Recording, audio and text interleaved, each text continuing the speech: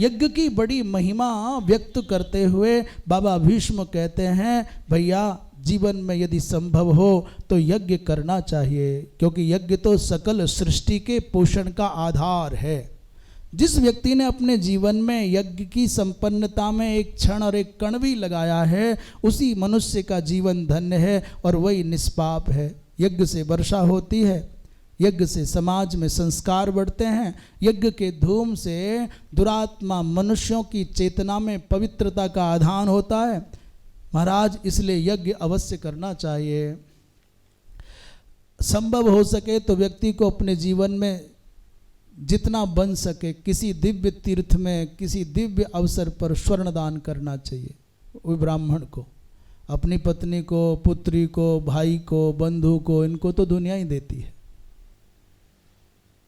ये दान नहीं माना जाता, ये तुम्हारा दायित्व है।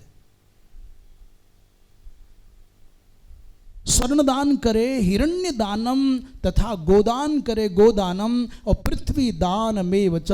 जब बन पाए, संभव हो तो जीवन में थोड़ी जितनी बन सकती हो भूमि दान करे। एतानि वै पवित्राणि तारयन्त्यपि दुष्कृतम। बड़े से बड़े पाप को मिटाने की सामर्थ्य स्वर्णदान में, गोदान में और भूमिदान में है। आपने जीवन में स्वर्णदान नहीं किया, आपने जीवन में कभी गोदान नहीं किया, आपने कभी जीवन में अवसर आने पर भूमिदान नहीं किया, फिर आए क्यों मनुष्य बन करके? कहोगे जब हम पे सामर्थ्य नहीं है तो ली क्यों?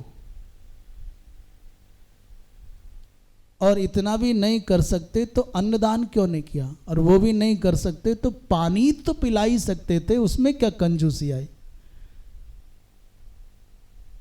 पवित्र नदी से भर करके जल लाए, बरसात का तुमने जल संचय कर लिया, तुम्हारा कुछ घटा नहीं, शुद्धतम जब बरसात का पवित्रतम जल लिया और आपने 2 लोगों को भी पिलाया तो पिलाया ना।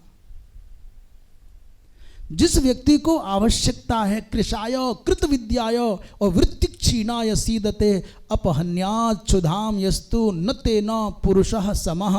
जो व्यक्ति ऐसे ब्राह्मण की खोज करता है जो गृहस्थी है अथवा विरक्त, परंतु बड़ा अयाचक वृत्ति से जीने वाला है, मांगता नहीं, कभी कहता नहीं है, उनके बिना मांगे, उनके बिना कहे, आवश्यकता से पीड़ित महापुरुष तक यदि कोई अपनी सेवा पहुंचाता है तो बाबा भीष्म कहते हैं उसके जैसा धरती पर कोई पुण्यात्मा नहीं है। कृशाय कृत विद्याय और वृत्तिक क्षीणाय, जिसके पास में जीविका चलाने का कोई साधन नहीं, सीदते माने दुखी जो है, और यदि उसकी आवश्यकता की पूर्ति करता अपन्यात् क्षुधाम यस्तु, उसके समान संसार में कोई नहीं। और पूछा बाबा भीष्म से कि मांगने वाले को देना अच्छा कि बिना मांगने वाले को? उत्तर दे रहे हैं बिना मांगने वाले को।